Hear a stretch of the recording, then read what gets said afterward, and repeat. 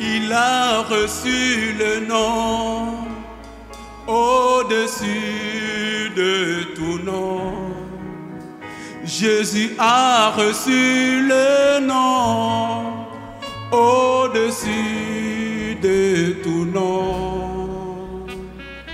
Il a reçu le nom au-dessus de tout nom. Oh oui, il a reçu le nom au-dessus de tout nom. Il a reçu le nom au-dessus de tout nom. Il a reçu le nom au-dessus de tout nom. Il a reçu le nom au-dessus de tout nom. Il a reçu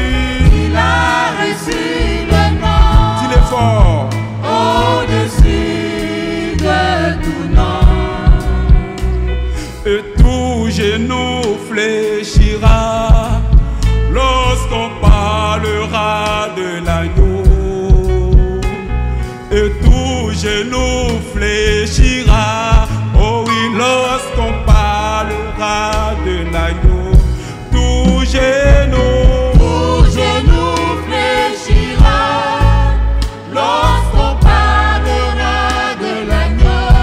Tout genou fléchira lorsqu'on parlera de l'agneau. et toute langue confessera que Jésus a vaincu le tombeau.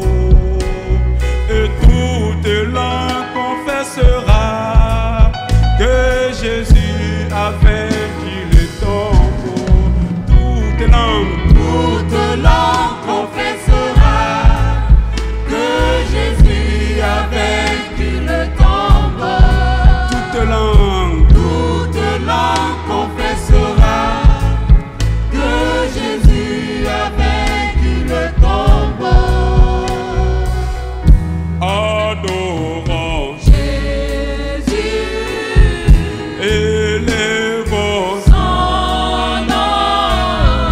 adorons Jésus, élevons son nom. magnifions Jésus, élevons son nom. acclamons Jésus, laissez-nous acclamer élevons son nom. acclamons Jésus, élevons son nom. il a reçu le nom au-dessus de tout autre nom qui puisse être mentionné sur terre et sous terre. Merci pour le Dieu grand, pour le Dieu bon que pour chaque fois de nous.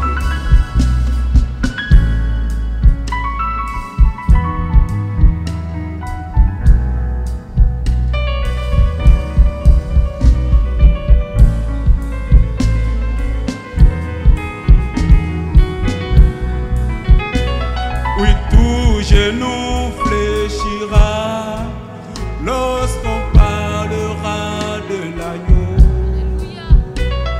Et tout genou fléchira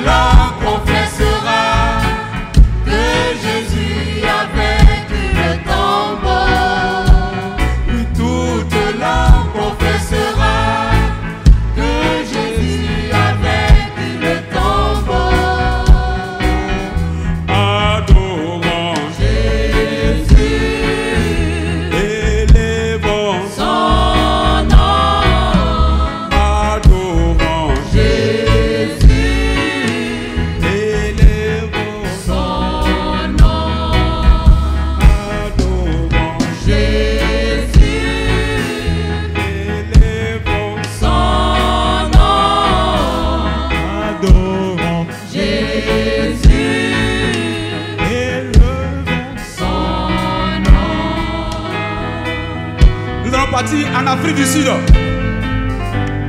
Tout la ciseau, qui veut dire tu as un Dieu de paix, un Dieu d'espoir, un Dieu d'espérance. Et ce matin, la paix règne sur la Côte d'Ivoire. Chantons tout la ciseau.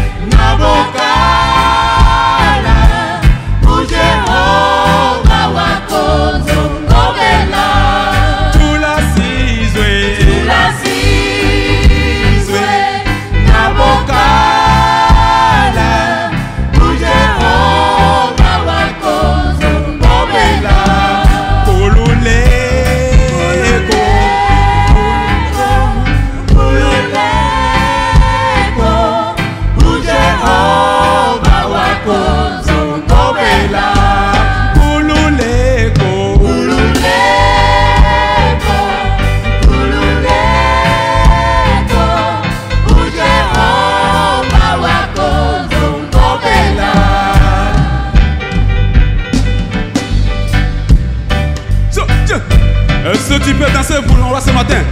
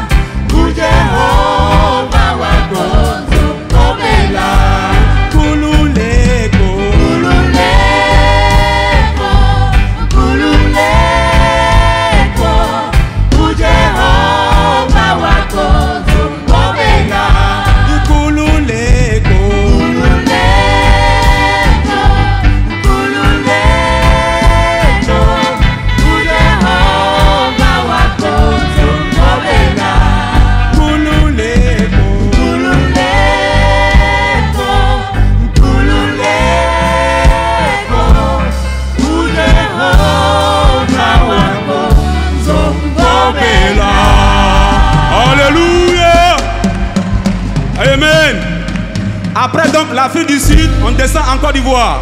Au centre de la Côte d'Ivoire, on va chez les Baoulés. Jésus mot. Amen.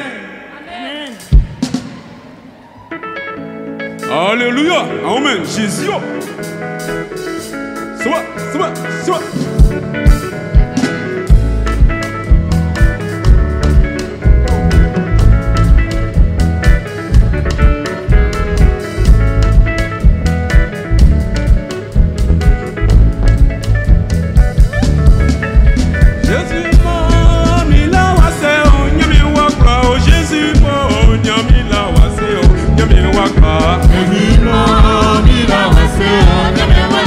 Jésus, mon ami, là,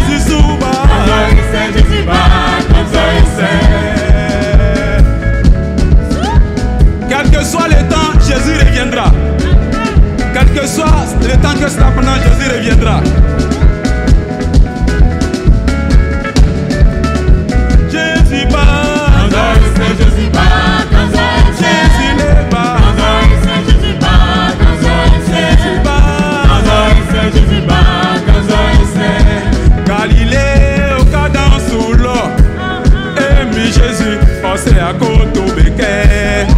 Yamisi ou l'autre les maisons. Ah ouais. Yes ou ko qu'on encore c'est c'est yé c'est madame ma femme. Quoi y n'a quand même dans les à moi dans les yeux. Quoi y n'a quand même la les à moi la les vieux. Jésus ba. Jésus ba. Jésus le ba.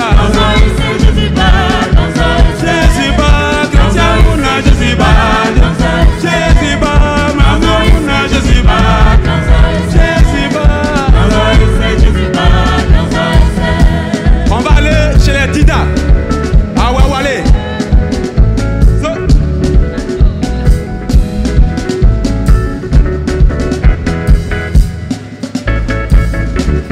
On va chez les Dida. Ah ouais, allez.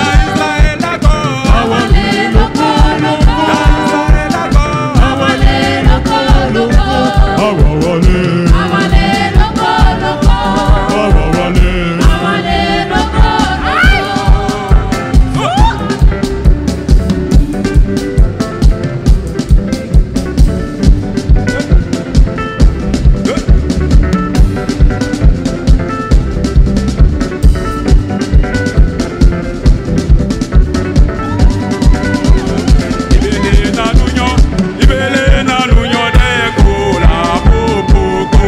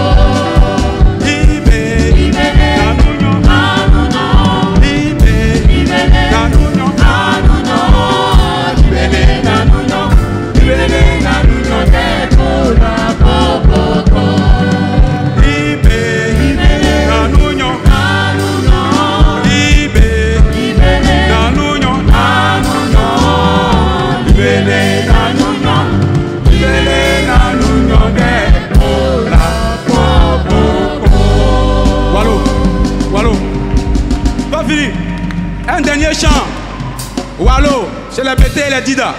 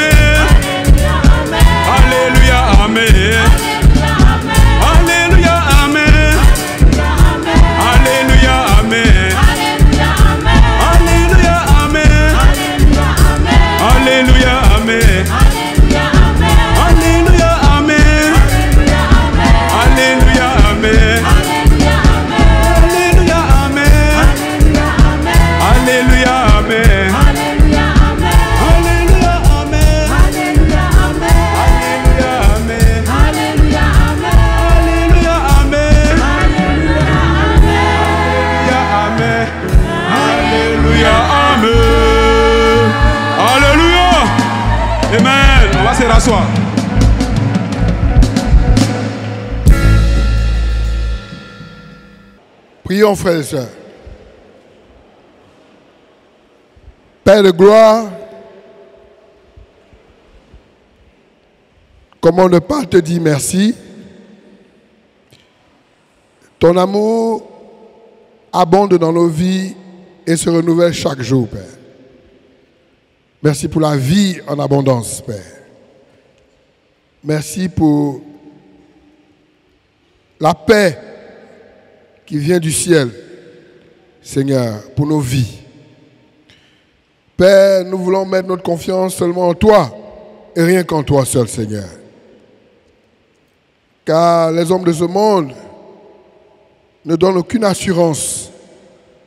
Mais en toi, Seigneur, nous avons toute l'assurance, Père. Merci, Père, de m'effacer totalement et de pouvoir simplement m'utiliser pour encourager ton peuple, Seigneur. Béni sois-tu, au nom de Jésus, j'ai prié. Amen. Frères et sœurs, Dieu veut que nous prions. Amen. Le thème de ce matin, c'est Dieu invite son peuple à la prière. Luc, chapitre 18, versets 1 à 8. Je lis la parole de Dieu. Jésus leur adressa une parabole pour montrer qu'il faut toujours prier et ne point se relâcher. Ce passage, même déjà au début, introduit déjà l'objectif pour lequel Jésus va partager la parabole. Donc s'il y a un seul point à retenir, c'est qu'il faut toujours prier. Le mot toujours introduit la persévérance. Toujours, frères et sœurs. Il faut toujours prier et ne point se relâcher. Il y a beaucoup de raisons pour relâcher dans la prière. Quand vous priez pour quelque chose et que vous n'êtes pas en train de voir les résultats, ça peut vous décourager. Vous pouvez abandonner. Combien de choses avons-nous abandonné, frères et sœurs? Combien de choses avons-nous arrêtées? Des choses pour lesquelles nous prions, pour lesquelles nous nous sommes lassés et nous nous sommes dit, ce n'est plus la peine. Au verset 2, il dit, il y avait dans une ville un juge qui ne craignait point Dieu et qui n'avait d'égard pour personne. Il y avait aussi dans cette ville une veuve qui venait lui dire, fais-moi justice de ma partie adverse. Pendant longtemps, il refusa.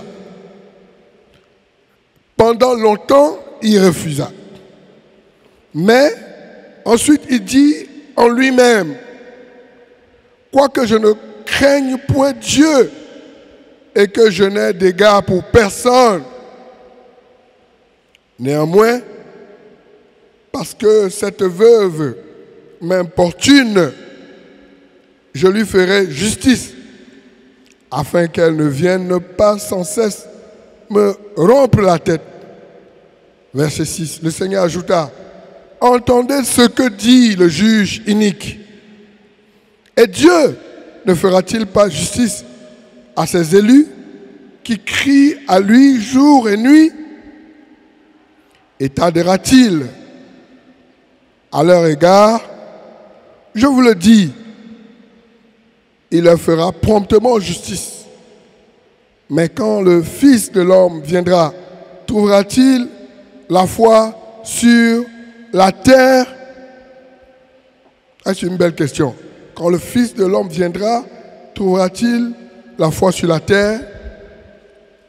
Frères et sœurs, si nous prions, c'est parce que nous avons espoir, nous avons foi. Si nous nous tournons vers Dieu, c'est parce que nous savons que c'est lui seul qui peut répondre à cette requête. Sinon là, quand tu sais que la femme qui va checker devant la maison là, tu vas sortir pour aller payer à checker, tu n'as pas besoin de prier. Ou bien, tu n'as pas besoin de prier parce que c'est là devant toi. Mais si nous nous tournons vers Dieu pour prier, frères et sœurs, c'est parce que, nous savons que de nous-mêmes, nous ne pouvons pas répondre à ces questions. Nous ne pouvons pas répondre à ses besoins. Et que c'est Dieu seul qui est capable de répondre à nos besoins. Donc, dans cette histoire, dans la Bible, frères et sœurs, il y a beaucoup d'enseignements sur la prière. Et le but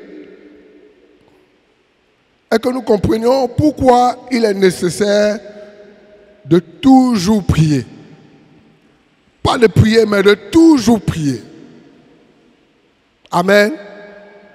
De toujours prier.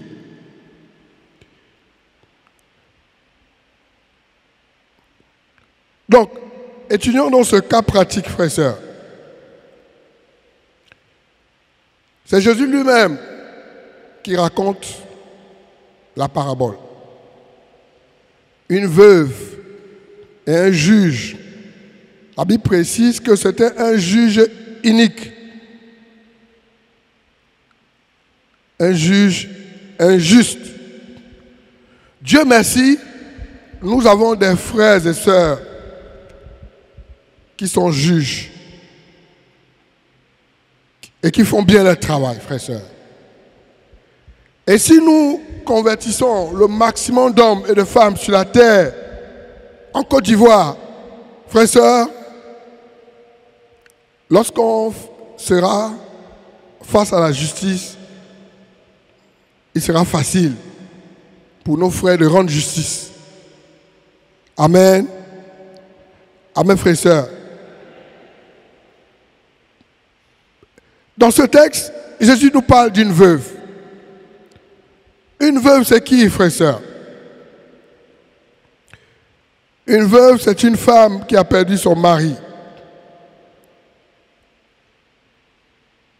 Le mot veuve rime avec la vulnérabilité, la fragilité.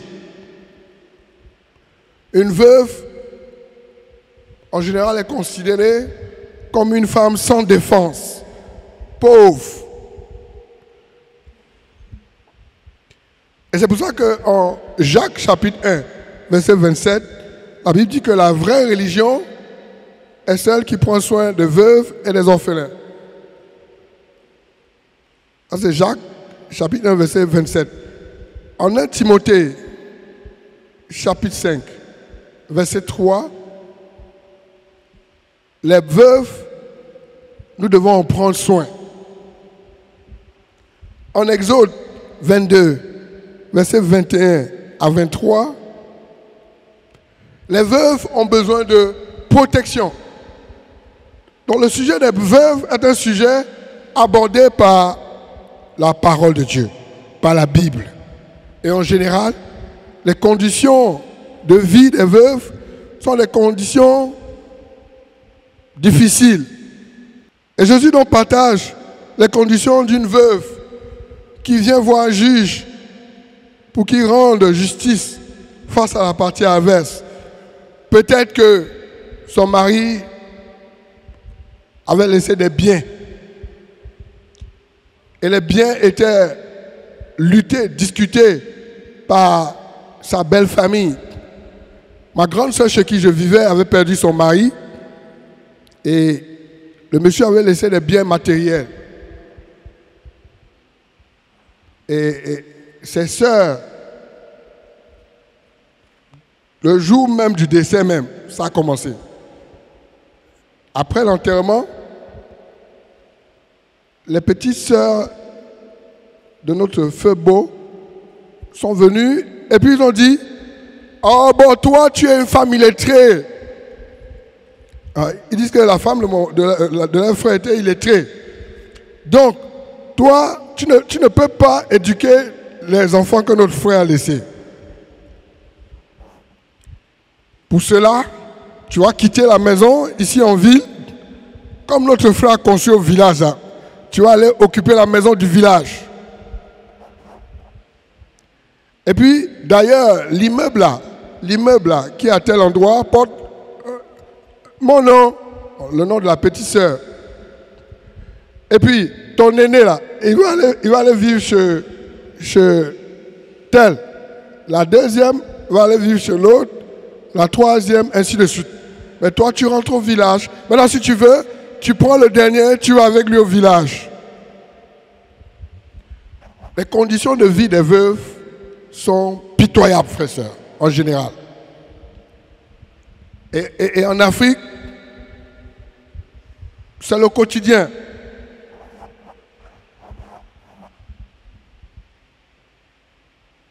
Et cette veuve, donc, fait face à cette situation. Mais la bonne nouvelle, c'est que quand quand ils ont fait ces partages, comme Dieu, il est le Dieu des veuves et des orphelins, Dieu les a poussés. Dieu les a poussés là où il fallait les pousser. Dieu dit, bon, puisque vous êtes en train de récupérer les biens, donc c'est mieux d'aller sceller ça au tribunal. Et quand ils sont partis au tribunal, frères et sœurs, le premier procès, au procès, notre frère Beau avait un ami qui était avocat, un grand avocat. Il avait un procès avant. Et quand il a vu la veuve de son ami, mais qu'est-ce que tu fais ici? Il dit non, je suis venu pour un procès, Tu as un avocat? Il dit non, je récupère. Il dit donc ça veut dire que moi, quand je serai plus en vie, c'est comme ça que mes frères vont traiter ma femme? Il a chargé à faire là sur lui. Il dit, il a mis de l'ordre. Il a mis de l'ordre. Donc ma sœur est rentrée en possession. Elle était administratrice des biens de tous ses enfants. Elle avait la charge de tous ses enfants. C'est elle qui décidait. Et puis la dame, sa belle-sœur, elle était co-administratrice. Ah, c'était un kata terrible. Donc, ma sœur a pu élever ses enfants. Aujourd'hui, ses enfants sont médecins, ils sont banquiers. Incroyable, frère et sœur. Celle qu'on avait dit qu'elle ne peut pas élever ses enfants. Frère et sœur, pour dire quoi? La situation des veuves est une situation qui préoccupe Dieu. Mais ce juge, il n'avait aucune crainte de Dieu. Il n'avait aucune crainte de Dieu. Tous les juges ne sont pas comme ça. Mais il y a des juges là, ils n'ont aucune crainte de Dieu. Ils disent que eux là, ils sont Dieu. Moi j'ai assisté à un procès dans mon pays, plusieurs procès même, où le juge vient, quand il ouvre un dossier, les concernés, il dit, ouais mon agent, tu devais passer me donner l'argent, non? Tu n'es pas passé dans mon bureau, je vais reporter ça, je reporte ça, je reporte. Allez, c'est reporté, il faut passer dans mon bureau. Ça dit que la corruption est devenue la normale. Vis-à-vis. Et puis quand il parle, il est serein. Et il dit ici là, c'est son territoire. Voilà, lui-même là, ici, c'est lui qui est Dieu d'ici là. Ça existe, frère et sœur. C'est un témoignage que j'ai entendu, j'ai vu, j'ai assisté. Amen. Mais cette veuve-là, elle avait une grande foi en Dieu. Elle avait une grande foi en Dieu. Le juge était le seul à rendre justice. Elle n'a pas abandonné, frère et sœur. Et il dit, pendant longtemps, il a repoussé la dame. Et j'ai parlé avec une professionnelle du droit, frère et sœur. Il dit, mais quand on dit qu'un procès a duré là, ça peut faire combien de temps? Il dit, ça peut faire 1 an, 2 ans, 5 ans, 10 ans, 15 ans. Les procès, il y a des procès qui durent, frère et sœur. Il y a des personnes qui meurent et laissent le procès. Le procès a tellement duré que la personne est morte. Combien de fois ce juge a reporté l'affaire de cette dame? Longtemps. Pendant longtemps. Enfin, jusqu'à ce que lui-même, il s'est dit en lui-même. Il dit que lui-même, comme lui n'a pas la crainte de Dieu là, s'il ne règle pas le problème de cette dame, s'il ne lui rend pas justice, il n'aura pas la paix. Donc, ses motivations n'étaient pas bonnes. Ses motivations n'étaient pas bonnes. Mais la bonne nouvelle, c'est que, malgré les mauvaises motivations, il a rendu justice à cette veuve, frère et sœur. Amen. Il a rendu justice. Et Jésus revient donc. Après avoir raconté cette histoire, et voici ce qu'il dit, frère et sœur. Entendez ce que dit le juge inique. Et Dieu ne fera-t-il pas justice à ses élus qui crient à lui jour et nuit? Et tardera-t-il à leur égard? Si même les mauvais juges peuvent rendre justice Malgré le temps que ça prend, frère et sœur. Et Dieu alors, qui est notre Père. Ce juge n'était pas Dieu. Et certainement qu'il avait donné toutes les garanties à la veuve pour qu'elle comprenne que son problème ne sera pas réglé. C'est sûr qu'il voulait de l'argent. Parce que tout ça, c'est toujours l'argent. C'est sûr qu'il voulait de l'argent. Dans ce monde-là, c'est facile de corrompre. Les biens matériels, ça circule comme ça. Prendre les terrains faciles. Frère, combien de personnes ont perdu leurs biens, leurs terrains? Vous êtes allé à la justice ne vous a pas rendu justice. Combien de personnes vous ont grugé? A dit que tu as payé terrain, le gars t'a pas ramené ton terrain, il t'a pas donné ton argent, et il te dit il faut aller te plaindre où tu veux. Et puis tu es allé, et puis il n'y a rien. Si cette veuve a pu persévérer, insister, avoir foi que la justice lui sera rendue favorablement, frère et sœur. À plus forte raison, Dieu alors. Et Dieu notre Père. Regardez ce qu'il dit. Il dit, et Dieu, verset 7, ne fera-t-il pas justice à ses élus? À ses élus. Nous sommes les élus de Dieu, frère et sœur. Donc, quand tu pries là, une chose qui fera la différence, c'est quand tu reconnais, tu reconnais ton identité et quand tu vas parler à Dieu là, tu parles à Dieu étant convaincu de qui tu es. Nous, ces élus, qui crient, il dit, à ces élus qui crient à lui jour et nuit. Qui crient à lui jour et nuit, frère et sœur. La prière est une communication permanente avec Dieu. Permanente. On ne se fatigue pas. On ne se fatigue pas. Vous savez, frère et sœur, parfois, quand tu n'as pas une vision claire pour la prière, parfois tu te dis, mais je vais prier pourquoi? Et puis tu dis, mais je vois des gens prier pendant longtemps, mais moi je ne peux même pas prier 2 minutes. Un exercice que ma femme et moi on est en train de faire, quand on croise les frères, les dirigeants, les personnes avec qui nous sommes en relation spirituelle, en amitié, temps de formation, on prend les sujets de prière de la famille, on prend les sujets du couple, les sujets de prière, on prend ça. On prend tous les sujets. Et on prie pour ça, frère et sœur.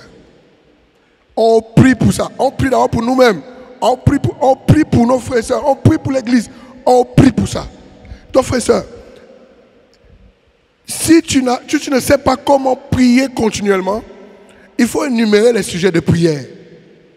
Et il y a beaucoup de choses, il y a matière à prier sur notre territoire, frère et sœur. Il y a matière à prier.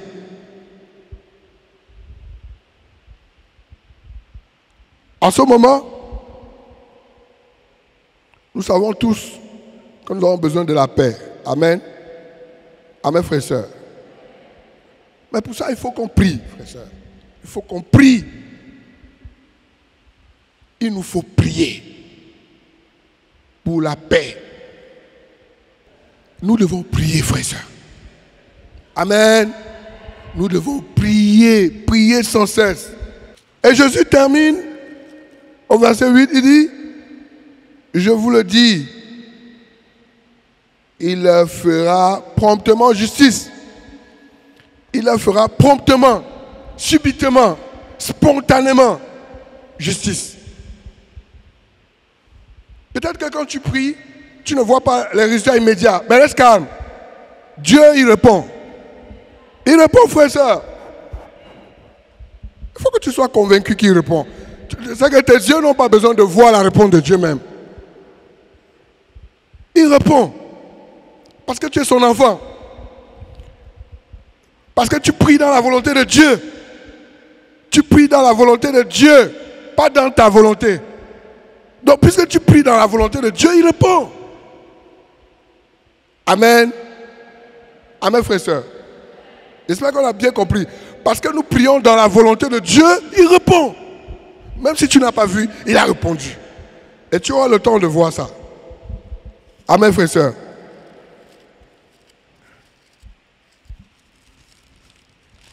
Et il dit, mais quand le Fils de l'homme viendra, trouvera-t-il la foi sur la terre? Quand Jésus viendra, frères et sœurs, est-ce qu'il trouvera la foi? Vous savez, frères et sœurs, parfois en tant que disciple, on peut se laisser mélanger par beaucoup de choses. On peut être disciple, mais avoir le comportement des gens qui ne sont pas disciples. Un disciple de Jésus, c'est un élu de Dieu, c'est un enfant de Dieu. Regarde ton Père est le Dieu créateur de l'univers tout entier. C'est le plus puissant des puissants, le plus grand de tous les grands. Celui qui fait infiniment au-delà de ce qu'un homme peut faire. Et frère, ça, il faut que tu comprennes bien. Maintenant, quand tu es un disciple, tu marches la tête haute par la foi. Parce que ton Dieu est avec toi. Partout où tu vas, il est avec toi. C'est pour ça que Jésus dit, quand il viendra là, est-ce qu'il trouvera la foi sur la terre? Dieu est avec toi. C'est par la foi que tu es venu au culte ce matin.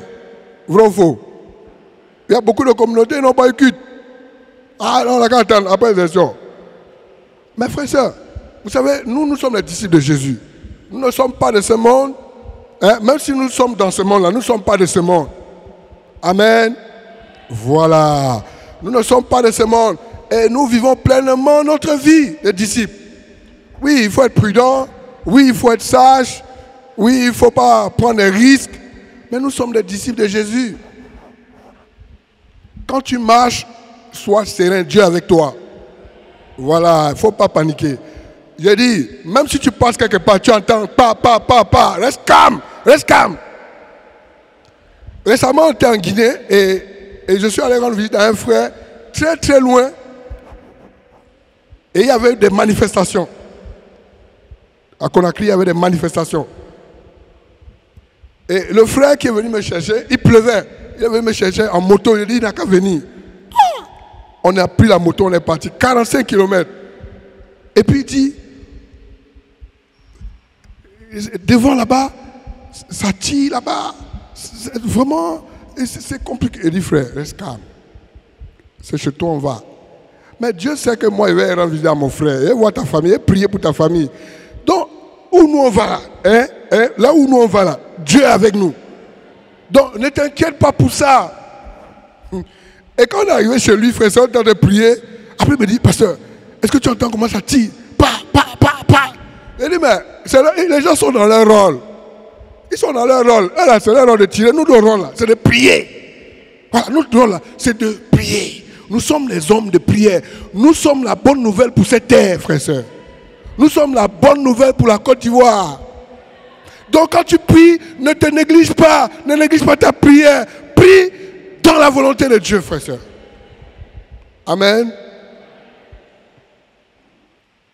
Que Dieu vous bénisse. Je vais conclure en même temps. Je conclue les 3 passages bibliques, frère, vous allez lire ça à la maison. Jean 14, verset 1. C'est Jésus qui dit que vos cœurs ne se troublent point. Jésus savait qu'il y aura des situations qui viendront troubler nos cœurs. Des situations de famille, des situations sociopolitiques, des situations professionnelles, les menaces de sorcellerie. Tu es un disciple de Jésus, que ton cœur ne se trouble point. Ne panique pas. Amen. Voilà. Ne panique pas, frère et sœur. Que ton cœur ne se trouble point. Le deuxième passage est Jérémie 17, verset 7. Il dit, béni soit celui qui met sa confiance en l'Éternel. Béni soit celui qui met sa confiance en l'Éternel. lorsque nous doutons, c'est un déficit de manque de confiance, un déficit de confiance en l'Éternel. Béni soit celui qui met. Tu es béni. Si tu as mis ta confiance en l'Éternel, tu es béni.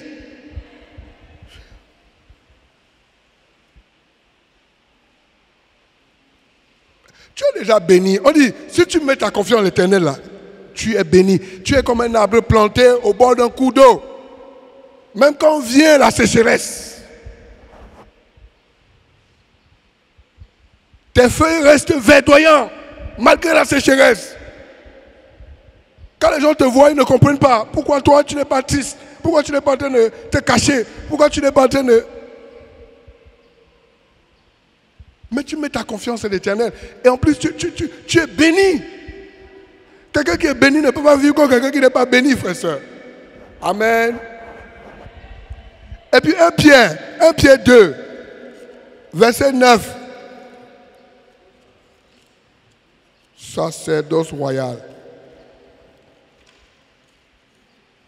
1 Pierre 2, verset 9 à 10. Il dit, vous au contraire, vous êtes une race élue. Vous êtes une race élue. Ou bien tu n'es plus élu. Mais c'est Dieu qui t'a élu. Le monde est en train de voter. Mais Dieu t'a déjà choisi. Toi, tu es au-delà de tout ça là. Toi, Dieu t'a déjà choisi. Dieu t'a déjà élu. Ça veut dire que tu es un candidat sérieux pour Dieu. Tu es un candidat, tu comprends bien. Toi, chrétien là, tu es un candidat sérieux pour Dieu, dont Dieu a besoin. Et Dieu t'a choisi comme son candidat. Est-ce que tu peux décevoir Dieu? Est-ce que Dieu peut se tromper, frère et soeur? Une race élue. Un sacerdoce royal. Un sacerdoce royal consacré pour le roi, frère et soeur. Tu es consacré pour le roi. Tu n'es pas n'importe qui.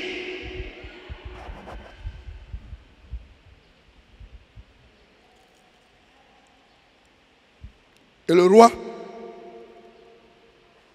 c'est qui, frère et soeur? Le roi, c'est qui? Non, vous êtes trop humble. Vous avez répondu dans vos cœurs. C'est Dieu. Amen. Dieu le Père. Dieu le Fils. Dieu le Saint-Esprit. Frère et soeur, sacerdoce royal. Tu n'es pas n'importe qui, mon ami. Tu n'es pas n'importe qui. Frère et soeur, quand un disciple commence à se comporter comme un païen, c'est pas facile.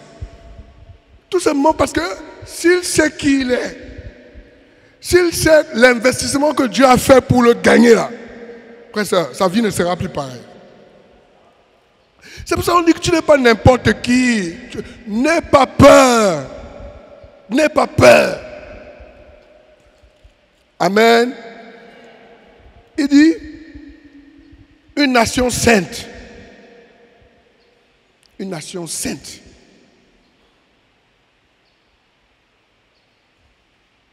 Nous sommes une nation sainte. Maintenant, si tu doutes, c'est ton problème. Si tu doutes, c'est ton problème. Tu vas douter, maintenant tu vas quitter ici, tu vas aller prier là-bas, tu vas aller prier là-bas. Tu cherches quoi? Tu cherches quoi, mon ami?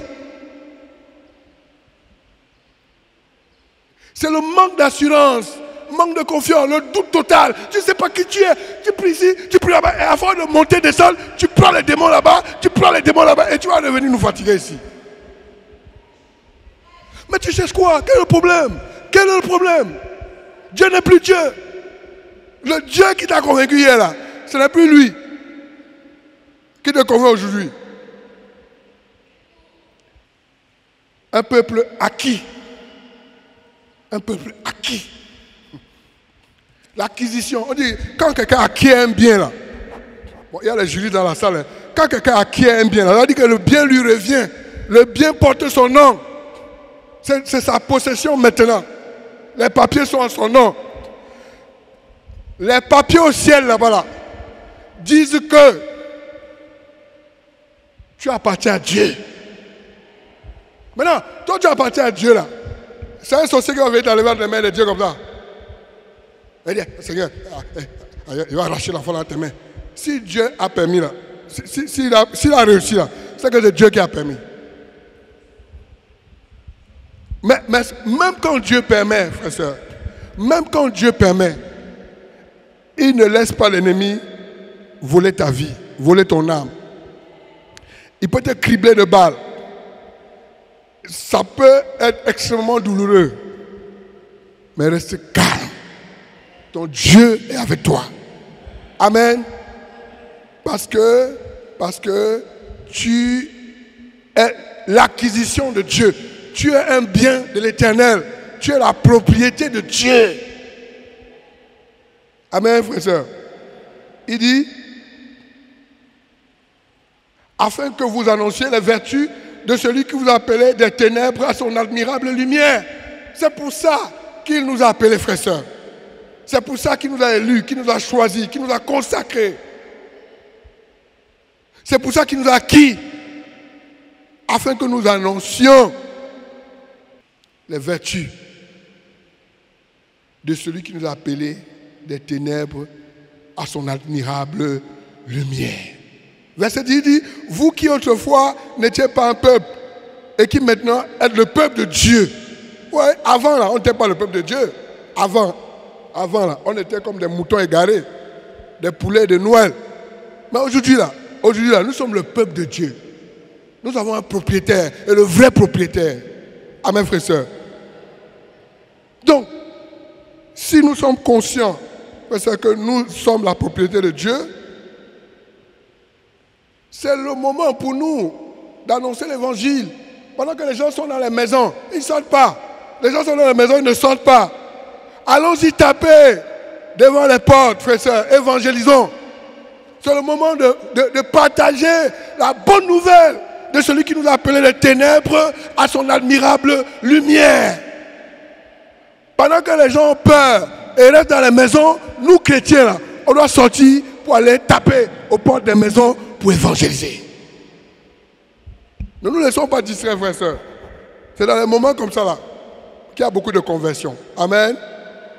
Amen, frères et sœurs. Donc voici le défi. 1.